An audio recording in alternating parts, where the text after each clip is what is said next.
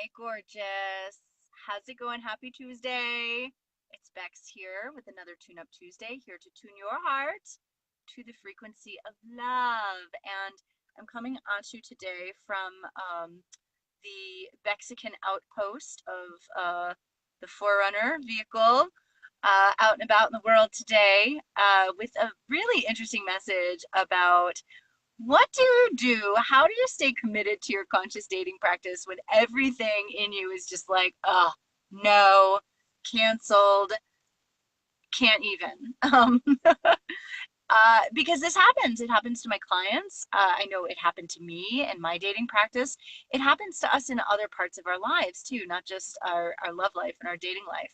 So, first of all, I mean, what the very first thing that we do is examine, okay, what's up? Like, and this isn't necessarily, we don't need to spend too much time in this self-reflection and examination, because chances are, if we're not in a position of understanding what's up, what the resistance is about in this moment, it'll untangle and you'll get the answers on the other side of this practice. So, but if it's available to you right now and you can say, okay, well, I'm not really enthusiastic about going out on another online date, or this guy has been texting with me back and forth for like 2 weeks and I had to like really push to get a date with him.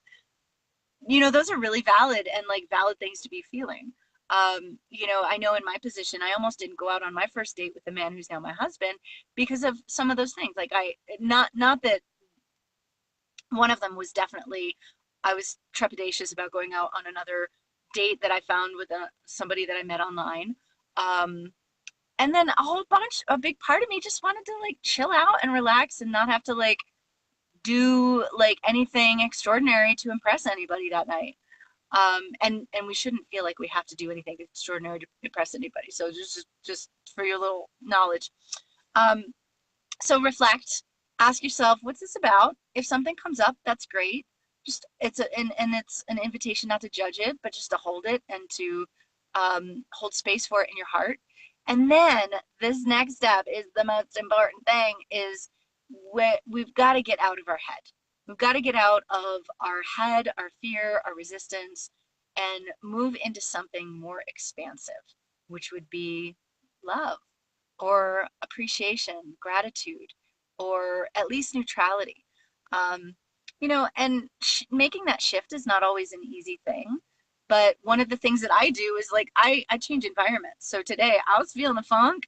I was feeling a funkadunk about a whole bunch of things that are really not important. But what I'm doing is like I went out and had lunch with my husband just now at his office. So a little change of scenery, get me out and into the world. Um, and that typically gets me into one level of shift. And then there are so many other ways that we can shift out of our head. And if you've been following me for a while, you know that one of my other favorite things to do is get out of our head and into our bodies. So the next thing that I'm going to be doing is working on some dance, some choreography for my group. We have a virtual retreat this weekend, and we're going to be dancing. So like that is so much fun for me to be in my body, moving and breathing. And because even though it has a point and that's like a benefit to my business and my clients, it's also highly beneficial to me.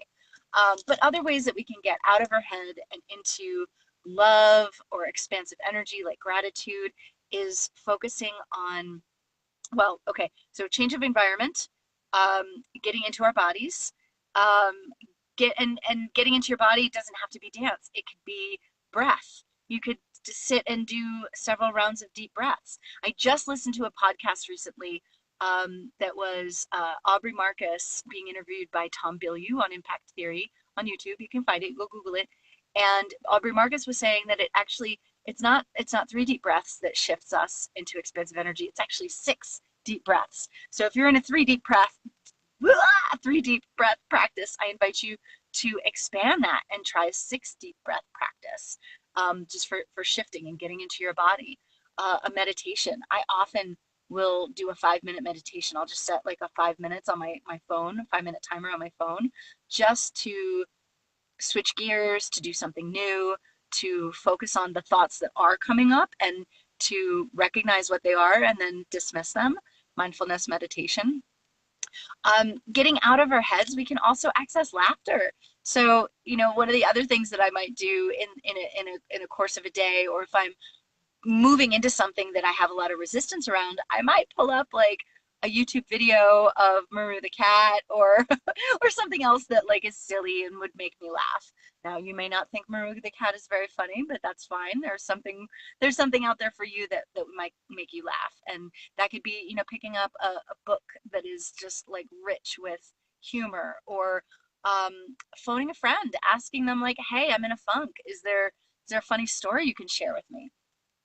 So breath, dance, movement, change of environment, laughter, and touch would be another way that we can get out of our head and get into a space of expansiveness, or at least neutrality, right? So if you're, again, having resistance about going out on a first date, or having resistance about even interacting with your online dating profile, or interacting with men out in the general public, then we can do some tapping, which is emotional freedom technique, EFT. That's another one that you can Google and find on YouTube.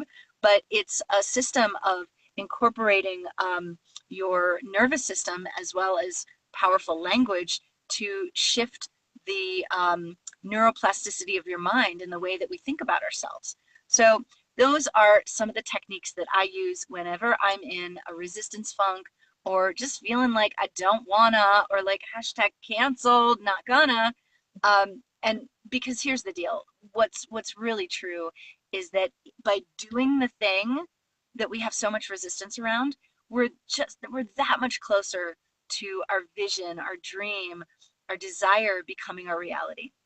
So whether that doing the thing is the thing that gets us there, or moves us an inch, a half step, of quarter foot football field forward, what's really happening on the below the surface is that we're expanding that comfort zone, and we're expanding our own sense of what we know we're capable of and what we feel good about doing. So I hope that's helpful for you. I hope you have a marvelous Tuesday, and I'll see you back here next week. Same time, same place, maybe different environment for another Tune Up Tuesday. Mwah! I love you. I'll see you next week.